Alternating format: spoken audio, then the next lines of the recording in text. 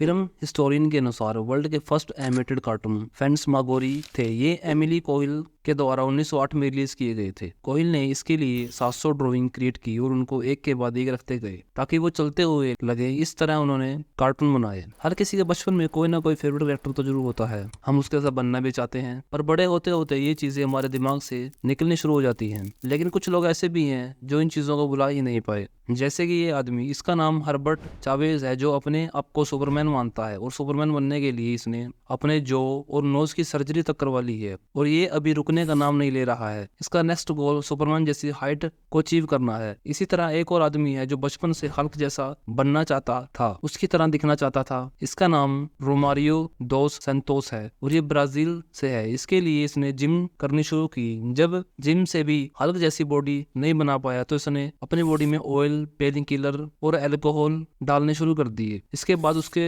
Natural gain भी जाने लगे तो उसने इन चीजों को लेना स्टॉप कर दिया। अब एक सवाल ये भी आता है कि जब इतनी साधारण से कैरेक्टर एक इंसान के दिमाग पर इतना फर्क डाल सकते हैं तो कार्टून का एडवांस वर्जन कितना फर्क डालता होगा, जो कि बड़े रियलिस्टिक लगते हैं। आगे की वीडियो देखने से पहले इस चैनल को सब्सक्राइब जरूर कर लें।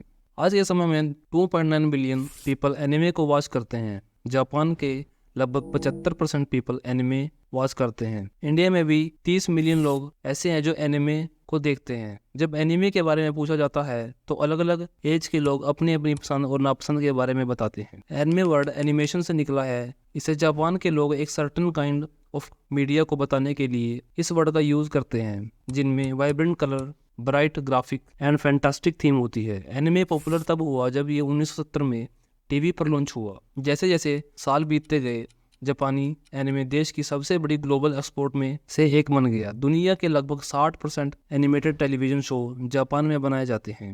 इंडिया में कुछ सालों में नारुतो, डेथ नोट और ड्रैगन बॉल जी सबसे ज्यादा देखे जाने वाले एनिमे बन गए। अब जब इतनी बड़ी जनसंख्या इसको देख रही है तो इसके कुछ इफेक्ट भी लोगों के ऊपर देखने को मिली है। सभी एनिमेशन में इनके कैरेक्टर को ज्यादा ही अच्छा बनाया जाता है। इनकी स्किन जितनी फ्लॉलेस दिखती है इतनी रियल लाइफ में नहीं होती। इसके कारण बॉडी इमेज इशू सबसे बड़ा इफेक्ट है जो एनिमे से पड़ता है। ज्यादातर शो में कैरेक्टर को स्मार्ट, हैंडसम एंड क्यूट दिखाया जाता है। इसके अलावा बहुत से कैरेक्टरों की बॉडी फिट नजर आती है। रिसर्च बताती है कि एनिमे की अनरियलिस्टिक बॉडी पोर्ट्रेट के कारण यंग लोगों में सेल्फ स्टीम घटती जा रही है। एनिमे में गर्ल को कमजोर, इंट्रोवर्ट और कम समझदार वाले कैरेक्टर के रूप में दिखाया जाता है। कुछ एनिमे सीरीज काफी एक्सट्रीम वॉयलेंट को शो करती है। कुछ शो तो बस पूरी तरह वॉयलेंस पर ही आधारित होते हैं। यह वॉयलेंस को नॉर्मलाइज बनाने में योगदान देती है। 2022 में जापान में किए गए एक शोध में यह पाया गया कि जो युवा खुद को एनिमे फैन बताते हैं उनमें एंग्जाइटी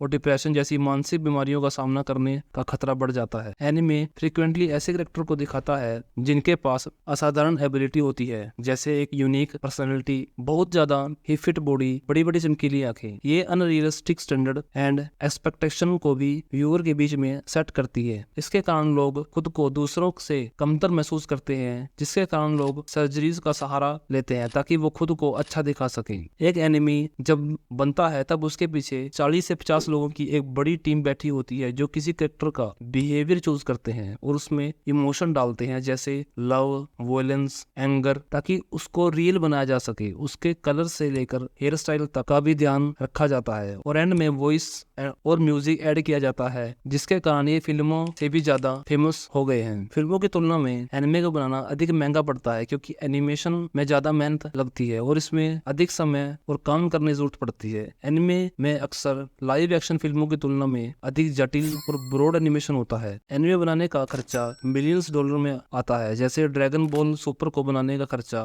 $1,70,000 पर एपिसोड था। डेमन स्लेयर का $80,000 पर एपिसोड था और वन पीस का खर्चा $90,000 पर एपिसोड था। ये लोग इतना पैसा इसीलिए लगाते हैं क्योंकि एनिमे इंडस्ट्री काफी तेजी से ग्रो कर रही है। एसोसिएशन ऑफ जापानी एनिमेशन की ईयरली रिपोर्ट के आंकड़ों के अनुसार एनिमे इंडस्ट्री मुनाफे के मामले में एक हिस्टोरिकल लैंडमार्क पर आ पहुंचा है। जापानी एनिमेशन उद्योग ने 2021 और 22 के बीच में 13% से अधिक की वृद्धि दर्ज की है। इसमें $20 बिलियन का फायदा हुआ। इतना प्रॉफिट के बाद भी ये इंडस्ट्री में एनिमे स्लेव्स लेबर प्रॉब्लम देखने को मिलती है। एनिमे लगभग पूरी तरह से हाथों से तैयार किया जाता है। हाथ से बनाया गया एनिमेशन बनाने के लिए कौशल और इसे शीघ्रता से करने के लिए अनुभव की आवश्यकता होती है। टैलेंट शॉर्टेज भी एक बड़ी प्रॉब्लम बनती जा रही है। इसके अलावा स्टूडियो ज्यादातर किसी पैशनेट फ्रीलांसर पर भरोसा करते हैं, जिनको या तो कम पैसे देने पड़ते हैं या ये काम फ्री में कर देते हैं। काम करने की स्थिति काफी गंभीर है। एनिमेटर्स अक्सर अपने डेस्क पर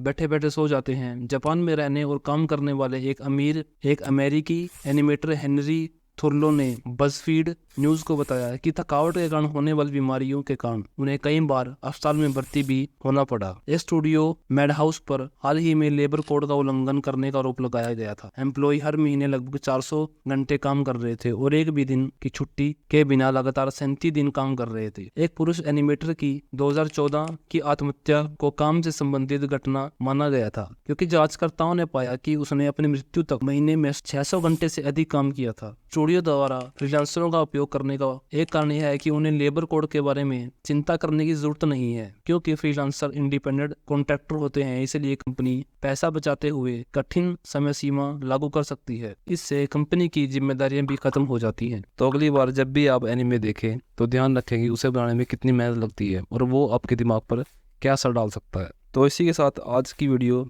खत्म हुई। मिलते हैं अगली वीडियो में।